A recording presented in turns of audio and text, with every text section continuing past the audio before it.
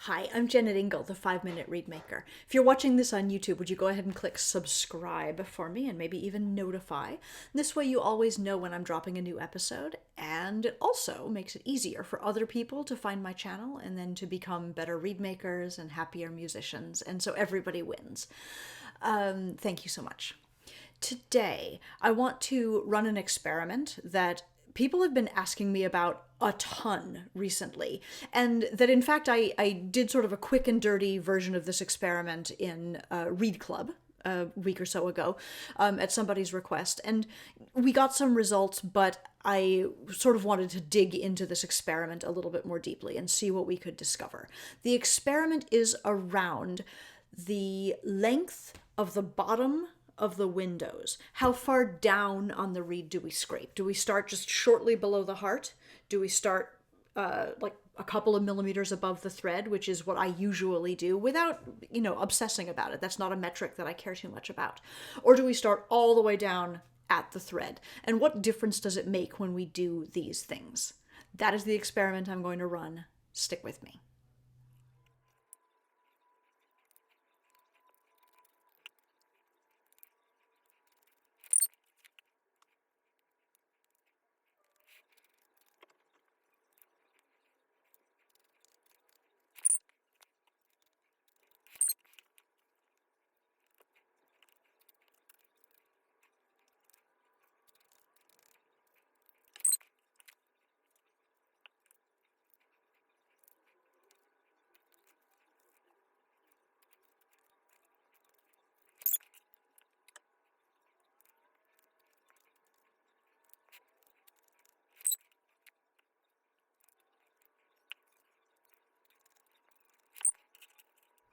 Okay, so after this quick day one scrape, my immediate observations are that the two reeds with very, very short windows, here and here, felt much more difficult for me to create.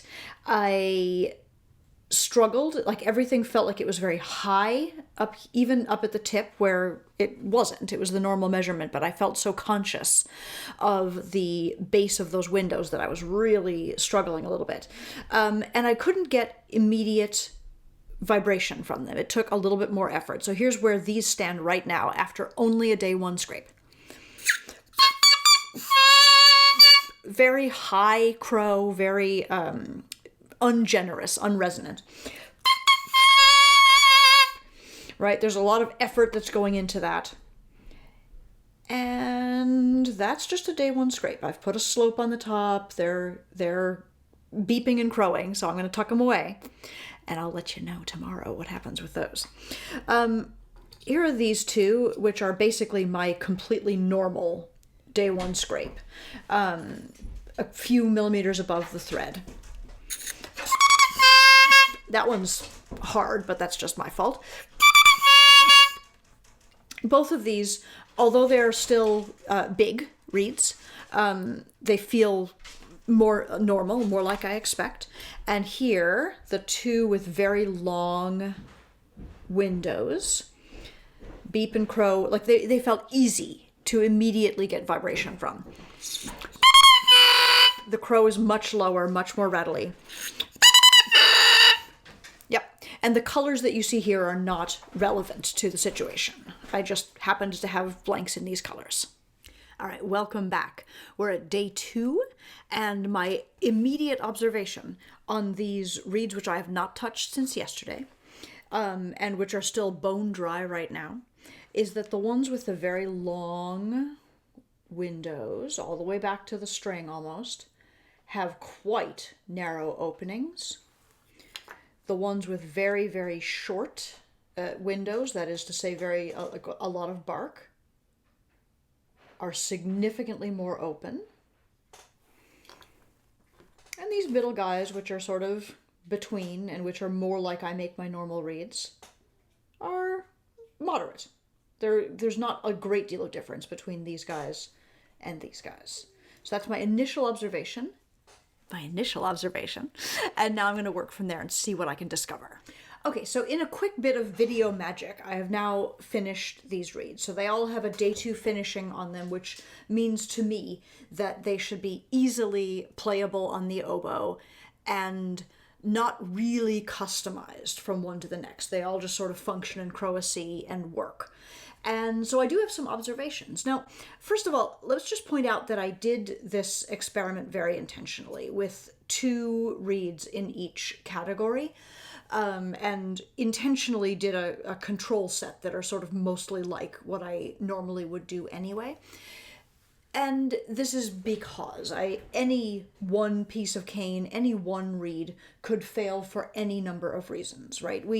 No matter how consistent we are as reed makers and how good we are and how many reeds we make, like, things can go south for any number of reasons that are or are not our fault. So I intentionally made multiple reeds in each category because it's much easier to notice a result over a batch than over just one reed, because one reed could be different from another reed. Okay.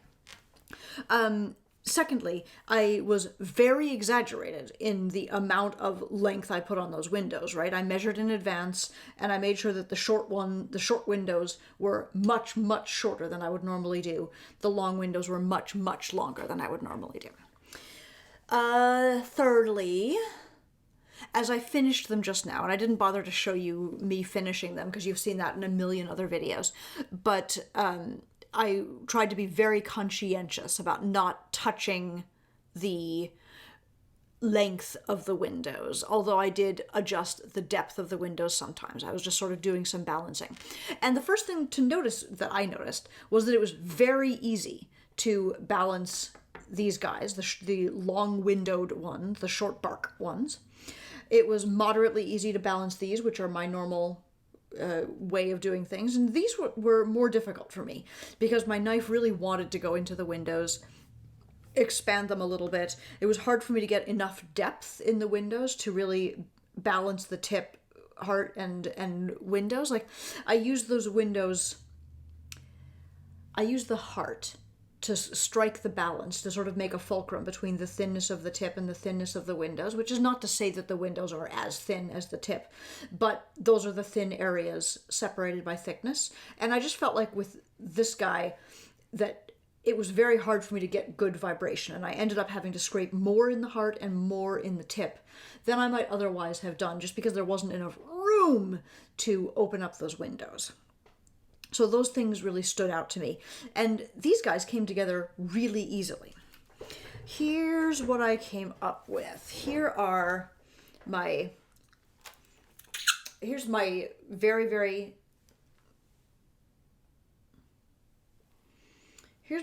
still open,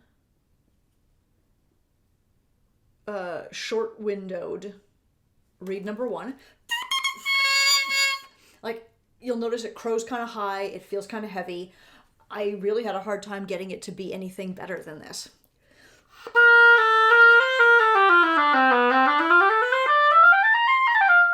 It's competent, it works, but I really feel like I'm blowing hard against it, and I'm not getting the most attractive sound, and that's largely because I've had to thin the tip so much, because there wasn't room to thin the windows.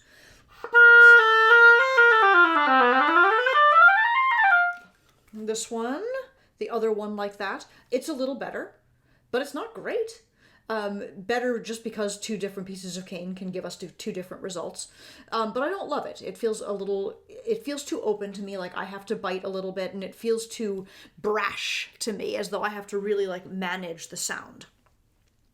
Bouncing to these very long windowed ones, and again, the color that I've chosen, the color for the thread, makes no difference. I wound these all up in the same batch in the same way. They just happen to be different colors. It was relatively easy for me to get a C crow on these reeds. The beep and the crow feel normal.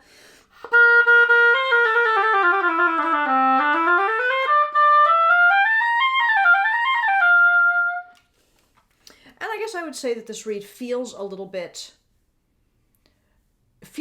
on the shallow side to me, a little bit bright, but it's not anything offensive, and it's easy to play. This one feels actually very good to me. I'm not sure what the difference is between the two. Again, just different pieces of cane yield different results.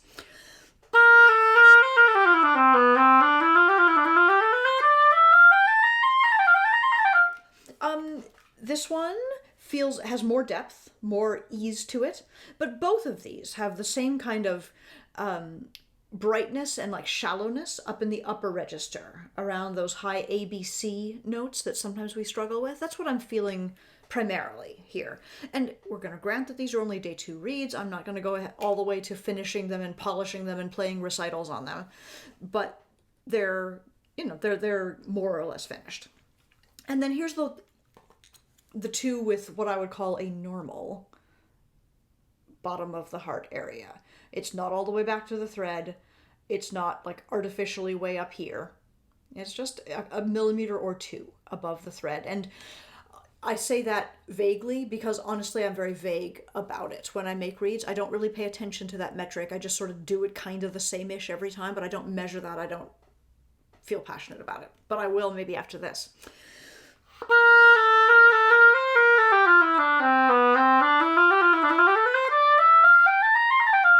Well, this is definitely not the best read I've ever played. I don't really love it at all, but it feels normal to me.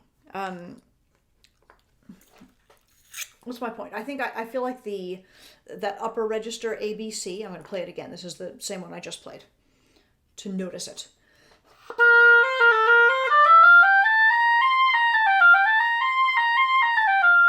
I've got a little bit more resonance up there. I don't have to make any particular effort to get that sound to come in that register. That's the biggest thing I notice as a difference between this and these. I don't love this, but that's the register in which I feel the difference. And here's the other one.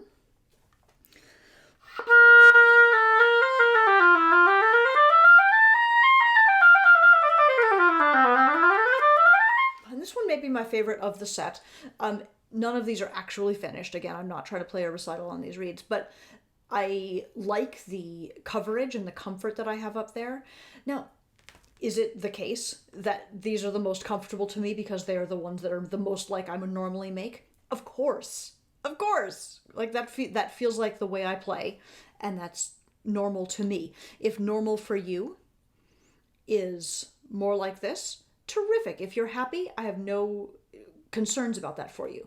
But if this is normal for you, and what you notice is that your reads are very closed, what you notice is that your upper left-hand notes feel a little shallow and bright, maybe a thing to consider might be raising this window, the bottom of the window, just a little bit so that there's a little bit more bark support there. And if your reads are normally like this, and you're happy, that's great.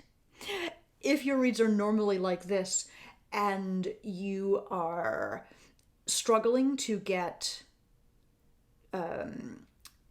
depth in the sound, struggling to manage your openings. They look good now, of course, because they're quite dry and I have been working on them, but they feel to me a little big inside my mouth.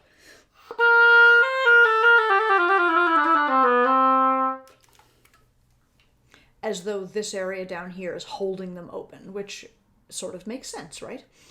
I had a hard time taming the sound on these reads, and they feel a little bit like there's not enough comfortable resistance in them for me. And that's because I had to do so much work in the heart to get vibration because I wasn't finding it in the windows. So if those are concerns for you, a reed that is a little too open, a little too blatty, a little too maybe flat might be a symptom that we discover here, just because of the way I had to take out of the heart. Then a thing to consider might be adjusting where you put this bottom of the window area and bringing it down maybe halfway from where you are. I hope that this has been helpful. This has been a 5-minute Reedmaker lesson. You can follow these short videos here on YouTube. You can subscribe if you wish. I hope you will. And if you need to reach me to order reads or cane or a copy of my book, The Happiest Musician, or if you would like to reach out to me with a question that I could answer in a future 5-Minute Reedmaker episode, you can do that from my website, jennetingle.com. Thank you so much for watching. Have a great day.